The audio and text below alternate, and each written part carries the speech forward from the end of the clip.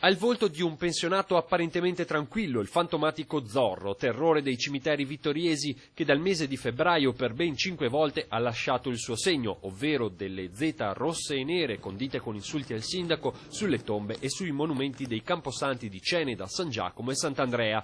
Il 66enne, in nome di una strampalata crociata per la chiusura dei cimiteri, con i suoi scarabocchi voleva dimostrare quanto potesse essere facile violare i luoghi sacri. Il suo scopo è, da quello che ci risulta e che lui ha anche ammesso in parte, di stimolare praticamente l'amministrazione comunale a poter procedere alla chiusura totale di tutti i cimiteri proprio per evitare che potessero verificarsi atti di vandalismo.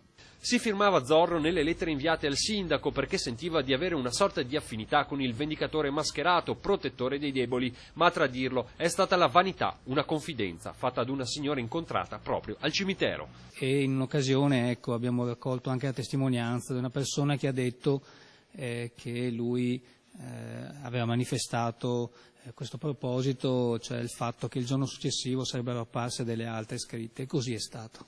L'uomo arrivava sui luoghi dei vandalismi in autobus di mattina molto presto e con una frequenza che aveva insospettito gli altri frequentatori dei camposanti. A casa sua i carabinieri hanno trovato i pennarelli usati per tracciare le Z e la macchina da scrivere con cui ha scritto la lettera di rivendicazione dei suoi gesti. L'uomo, sentito dai militari, avrebbe parzialmente ammesso le sue responsabilità. Nei suoi confronti è scattata una denuncia per imbrattamento e vilipendio di tombe.